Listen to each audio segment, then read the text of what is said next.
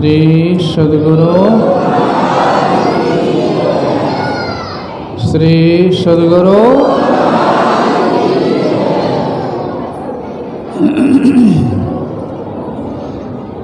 मंगले मूर्ति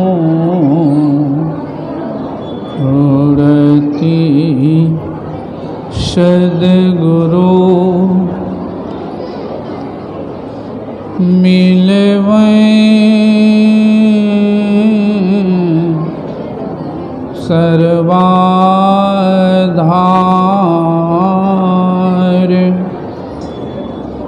मंगल माये मंगल करुणा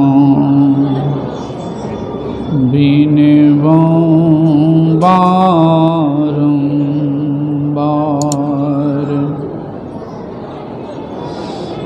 धन्य धन्य सद्गुरु सुखद महिमा कही न जाय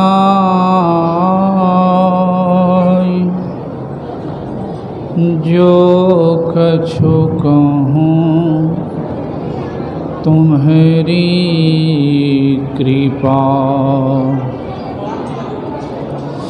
मोते कछु न बसाय जो कछु कहूँ तुम्हारी कृपा मोते कछु न बसाय। बोलिए प्रेम से श्री सद्गुरु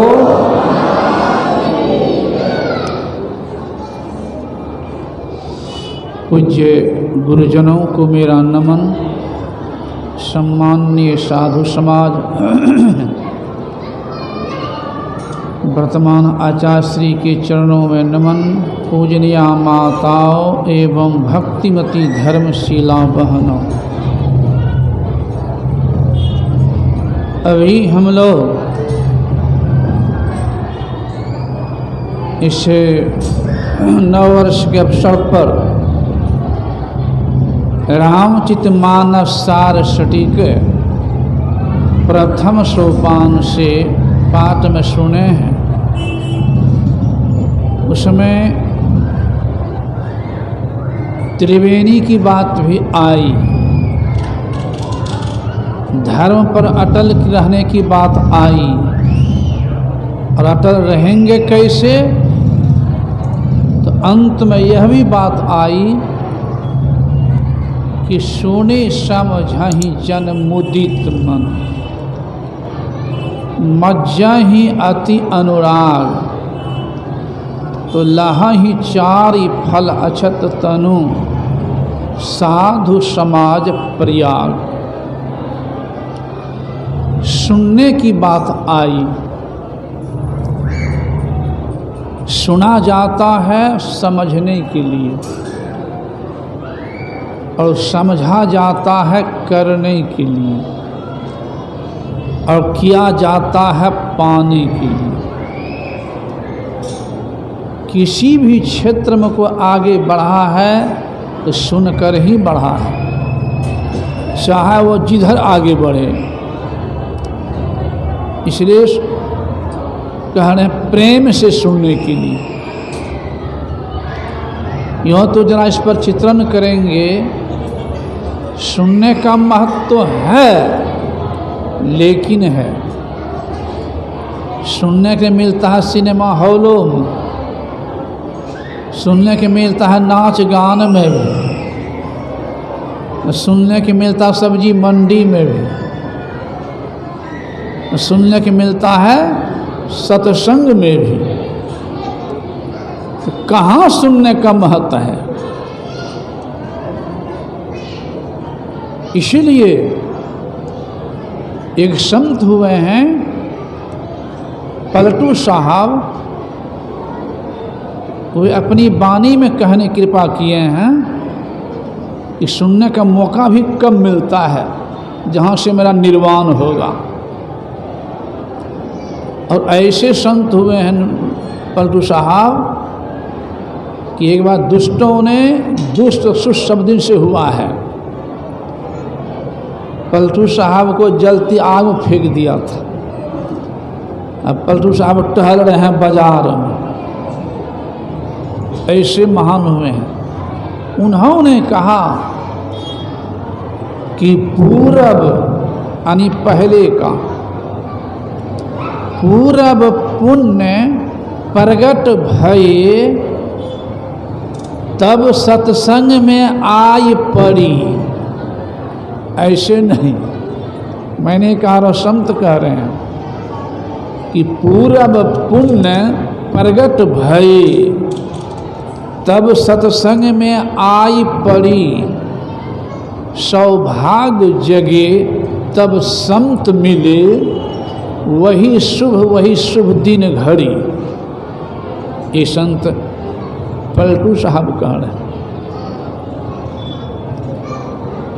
इसलिए इनकी पुष्टि करते हुए भगवान श्री राम ने एक नहीं चर्चा ऋषि आए हुए हैं और हाथ जोड़ के भगवान श्री राम ने कहा कि आज धन्य मैं सुनहु मुनीसा, आ तुम्हारे दरस जाय अघ खीसा, बड़ी भाग पाइए सतसंगा, अभी नहीं प्रयास हो य भव भंगा, बिनु सतसंग ना हरि कथा, तेहि बिनु मोहन जाय। मोह यानी अज्ञानता, धर्महीनता, अध्यात्म विहीनता, केवल भौतिक में लवलीनता, कुसंग में प्रवीणता। मोह गए बिनु राम पद, होय न दृढ़ अनुराग। दूसरे स्थल पर भगवान श्री कृष्ण भी कह दिए हैं अर्जुन से, रथ पर बैठो अर्जुन और मैं संत के दर्शन करके आ रहा हूं। तीसरे जगह भगवान शिव भी, ये केठो की बात मैं नहीं कह रहा हूं, भगवान शिव भी संत कुंभज के पास सत्संग सुनने के लिए गए हैं सती समेत। और आज की बात नहीं कह रहा हूं, वो लिख रहे हैं एक बार त्रेता युग माही, असंभु गए कुंभज ऋषि पाही, संग सती जग जननी भवानी, अपूजे ऋषि अखिलेश्वर जानी, राम कथा मुनिवर्य बखानी, असुनी महेश परम सुख मानी, राम अतर्क बुद्धि मन बानी, अमत हमारे अस सुनहु भवानी। तीसरे चौथे जगह गोस्वामी तुलसीदास जी महाराज कह रहे हैं, बिनु सत्संग विवेक न होई, राम कृपा बिनु सुलभ न सोई। गोस्वामी जी बिना सत्संग का विवेक मतलब विवेक मतलब क्या है? आत्मकल्याण का ज्ञान विवेक, जीव उद्धार का ज्ञान विवेक, केवल पेट भरने वाला नहीं तो मुझे 3 पंक्ति बराबर याद आ जाती है गुरुदेव की। सत्संग सुधा सागर में गुरुदेव ने कहा कि एक चिड़िया भी अपने बच्चे के लिए घोंसला बनाती है। घोंसला कहते हैं खोता को, खोता कहते हैं घर को। तो चिड़िया भी खोता बनाती है, सब जानते होंगे। दूसरा शब्द गुरुदेव ने कहा कि एक चिड़िया भी अपने बच्चे के लिए दाना चुन के लाती है खिलाने के लिए। ये भी सही सत्य है। तीसरा शब्द गुरुदेव ने कहा एक चिड़िया भी अपने बच्चे को प्यार करती है। और आगे राज्य में खुलासा किए हैं कि हम मानव क्या करते हैं, एक महला बनावे की 10 महला, वो बच्चे के लिए खोते ने बनाना हुआ और क्या। 5 किलो दाना को भीख मांग करके भी ला रहा है, तो 50 किलो दाना को मजदूरी करके भी ला रहा है। सैकड़ों मन दाना कोई खेती करके भी ला रहा है, तो कोई दुकानदारी करके भी ला रहा है, तो कोई वकालत करके भी ला रहा है, तो कोई डॉक्टरी करके भी ला रहा है, कोई मास्टरी करके भी ला रहा है, तो कोई डकैती बेईमानी चोरी करके भी ला रहा है। तो दैनिक चुनना हुआ और क्या हुआ, और बच्चे को प्यार करते हैं। खाना पीना सो जाना यह तो काम है पशु समाना। केवल उतने काम में रह गए तो उसका विवेक का महत्व नहीं है। इसलिए कह रहे वहाँ गोस्वामी जी कि सुत दारा और लक्ष्मी पापी के भी हो। सुत कहते हैं बेटा को, दारा कहते हैं पत्नी को, लक्ष्मी कहते हैं धन को। ऊंचा पद अपार धन, सुंदर बेटा सुंदर बेटी सुंदर पति इत्यादि पापी को भी हो सकता है, लेकिन पुण्य पूंज बिनु मिले समझ। जब पुण्य का पूंजी होता तब जीव को सत्य सुनने का मौका मिलता है, सुन पाता है, ऐसे नहीं। ईश्वर की विशेष कृपा होती है तब। मैंने कहा रहा हूँ, गोस्वामी जी कह रहे हैं श्रुत दारा और लक्ष्मी पापी के भी हो, लेकिन संत समागम हरि कथा तुलसी दुर्लभ दो। भूले मन को समझा लीजिए, भटके मन को समझा लीजिए, तो सत्संग के बीच में आई के जी। और अब की बार नहीं चूकना, तो मानुष तन पाई के जी। इसलिए संत कबीर साहब भी कहते हैं संगति ही जरी जाए, नो चर्चा राम की, और दुल्ह बिना बारात कहो किस काम की। संगति ही जरी जाए, इसलिए फिर कहते दूसरे जगह संत कबीर साहब संगति सो सुख उपजे, कुसंगति सो दुख जोय। इसलिए कहे कबीर तह जाइए, साधु संग जहाँ हो। राम बुलावा भेद दिया, दिया कबीरा रोय। जो सुख साधु संग में, सौ बैकुंठ नहीं होय। मैंने कहा रहा, ये संत कबीर साहब कह रहे हैं। संत कबीर साहब ऐसे महान हुए हैं कि एक बार भैंसा से वेद पढ़वा दिए हैं। संत कबीर साहब को एक बार नौता नहीं दिया एक जगह, और जानबूझ के चले गए भैंसा पर चढ़ करके, नौता नहीं दिया, गेट पर रोक दिया। कहाँ जाओगे? कबीर साहब ने कहा भंडारा में भोजन खाने के लिए। कहा आपको नौता दिया है? तो कबीर साहब ने कहा कि साधु को नौता दिया हुआ भगवान घर से दे दिया, नौता डबल हो गया, यानी साधु किसी भंडार में सम्मिलित हो सकता है। कहा विचित्र साधु, कहा था भगवान को नौता दिया हुआ। कहा हाँ, इसलिए आया हूँ। इसे तो कैसे इसको रोकें? तो क्या करते हैं? कहा था सुनिए, मेरे भंडार में वही खा सकता बैठ करके जो कम से कम वेद पढ़ के सुना दे। जानता थी तो कबो खो नहीं जानता है, अब इसलिए नहीं जानता है, वेद कैसे पढ़ेगा? लौटना पड़ेगा। तो संत कबीर साहब ने कहा बड़ी अच्छी बात, जो वेद पढ़ के सुना देगा आपको तो उनको खिलाइएगा ना अपने साथ पंक्ति में एक साथ। हाँ, तो उतर गए भैंसा के पीठ पर से। अब भैंसवा के पीठ ठोक दिया कबीर साहब। अब कहाँ पर हो वेद, संत कुछ भी नहीं कर सकते हैं। कहाँ पर हो वेद, तू भैंसा ही वेद पढ़ना शुरू कर दिया। तो कबीर साहब ने कहा कि मैं नहीं खाऊंगा, जो वेद पढ़ा है ना उसको खिलाओ पहले मनुष्य की पंक्ति में, तो खिला पाएगा। ऐसे थे से संत कबीर साहब। और वे कह रहे हैं अपनी वाणी में, मैं तो आन पड़ी चोरन के नगर, सत्संग बिना जिय तरसी। इस सत्संग में लाभ बहुत है, तुरंत मिलावे गुरु से।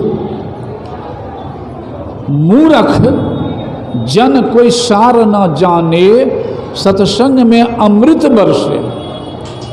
मैं तो आन परी चोरन के नगर, सत्संग बिना जिय तरसे। ये संत कबीर साहब कह रहे हैं।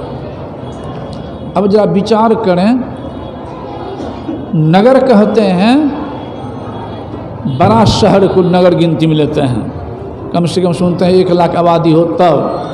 अब मैं कहता हूँ अगर कहीं 1,000 की आबादी हो तो सब चोर नहीं होगा, इंसान जरूर होगा। अब कबीर साहब कौन नगर में चले कि सबको चोरे था? तो यहाँ भाव दूसरा है। नगर के मतलब यहाँ गांव नहीं है, नगर के मतलब यहाँ शरीर है। इस शरीर नगर में हम आप रह रहे हैं। हम आप शरीर नहीं हैं, हम आपका शरीर है। हम आप शरीर नहीं, इस शरीर भी मकान है।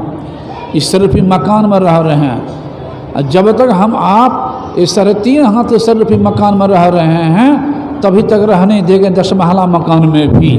जिस दिन इस 3.5 हाथ के शरीर भी मकान से निकल जाएंगे तो 5 महला 10 महला कौन कहे झोपड़ियों में नहीं रहने देगा, श्मशान पहुंचा देगा। संत कबीर साहब कह रहे हैं कि मैं तो आन परी चोरन के नगर, अर्थात इस शरीर नगर में हम आप रह रहे हैं। इस शरीरे है चोर का नगर। जैसे चित्रण कीजिए थोड़ा सा, चोर कहते हैं किसको? जो चोरी करके ले लेता है बिना दिखाए, अर्थात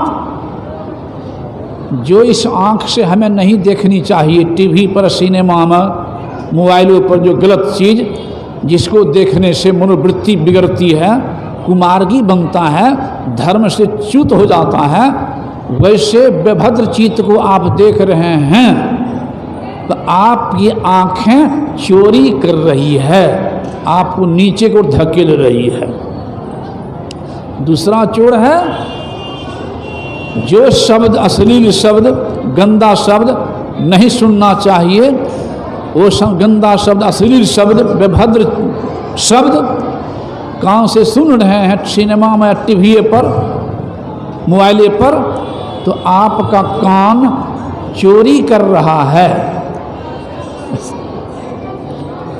जो नहीं पीना चाहिए, जो जिसे पीने से जीवन बर्बाद हो जाता है, मानवता चली जाती है, दानवता आ जाती है, जीवन तक बर्बाद भी हो जाता है, वैसे नशीली पदार्थ को पी रहे हैं तो आपकी जिह्वा चोरी कर रही है। जो नहीं खाना चाहिए, मांस अंडा जीव हत्या करके खाते हैं, नहीं खाना चाहिए, वे खा रहे हैं तो आपका मुंह चोरी कर रहा है, जीवन को बर्बादी को लगा रहा है। अर्थात सारी इंद्रियां ही चोर है, सारी इंद्रियां चोर है।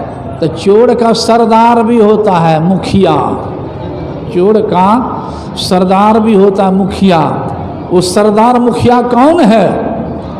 तो देखिए मैं वर्णन कर रहा हूँ यहाँ। एक थाली में परोस लीजिए रसगुल्ला, जिलेबी, खीर, पूड़ी, चटनी, सब कुछ, भात दाल परोस लीजिए सब कुछ।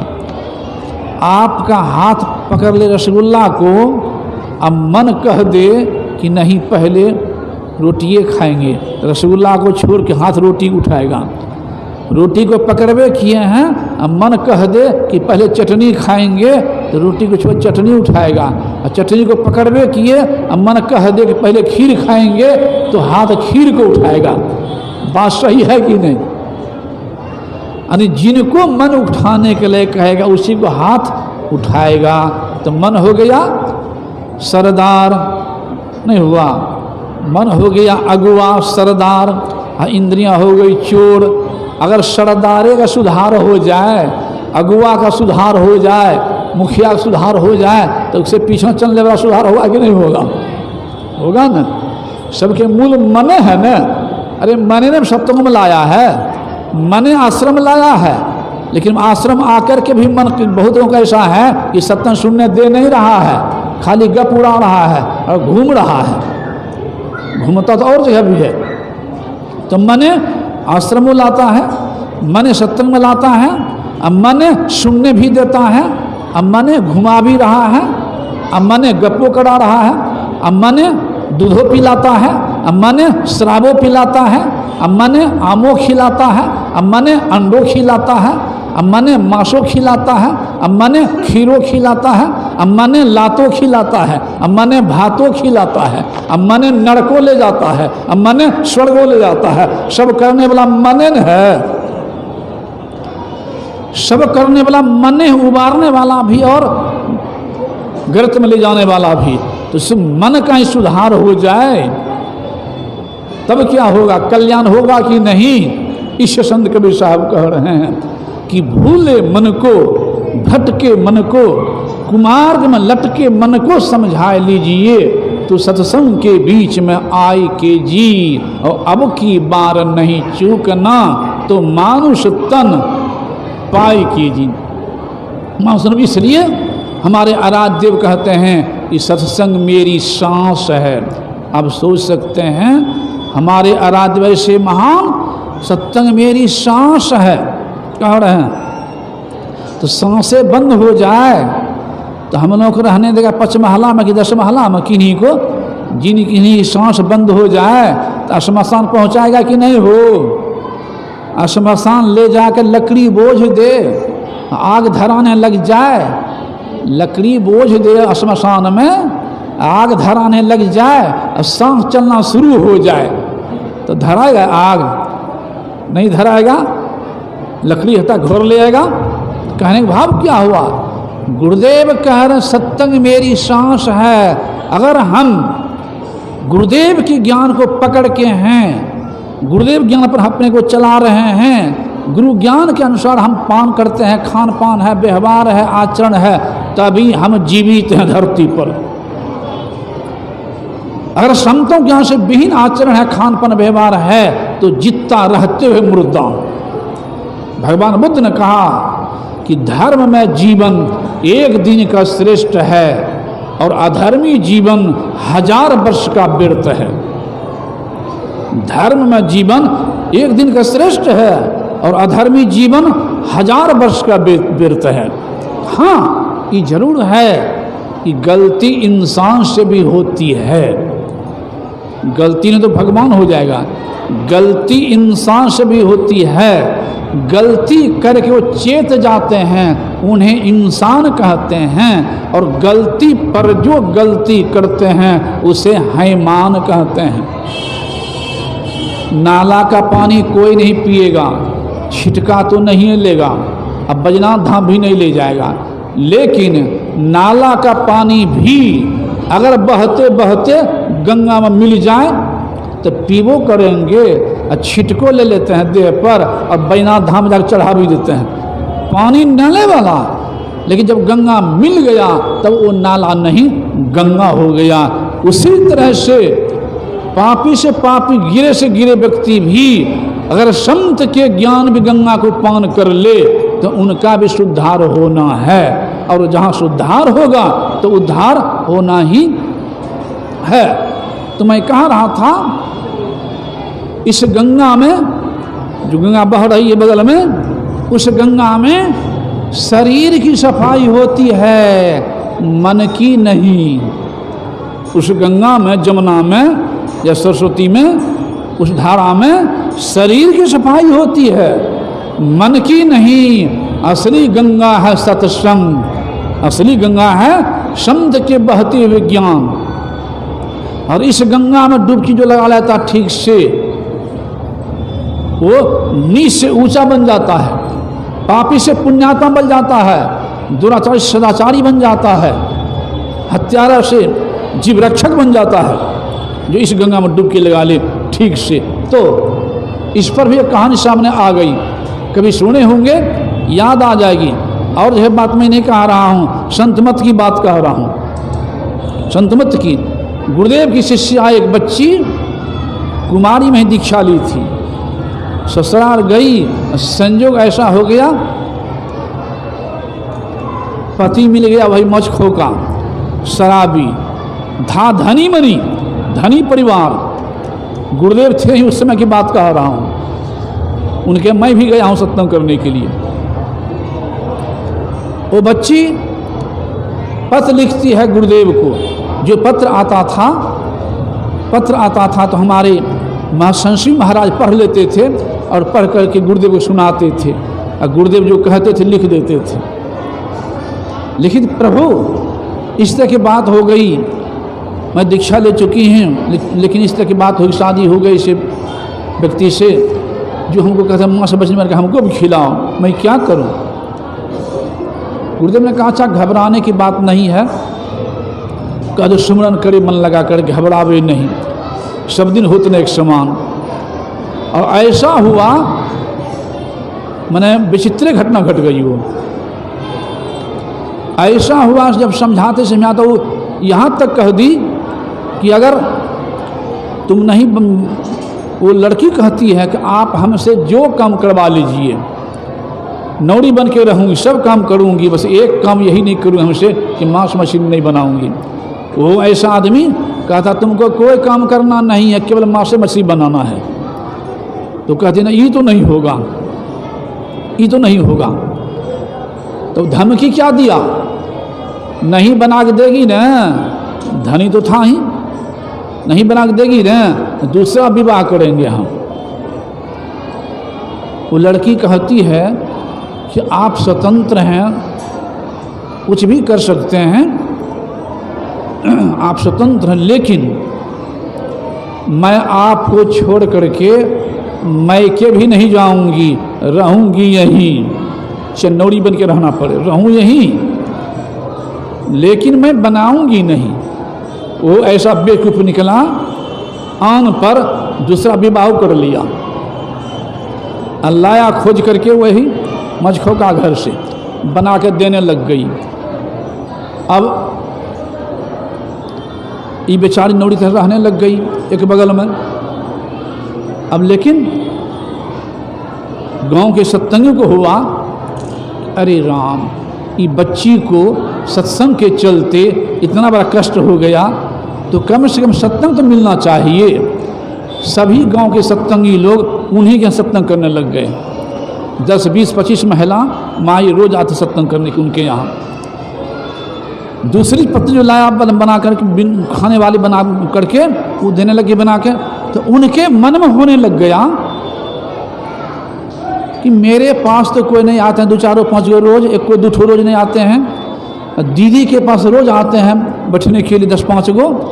इसका मतलब है कि उन्हें विशेष गुण है, तब न विशेष गुण है, तो वो भी बैठने लग गए आकर के बगल में,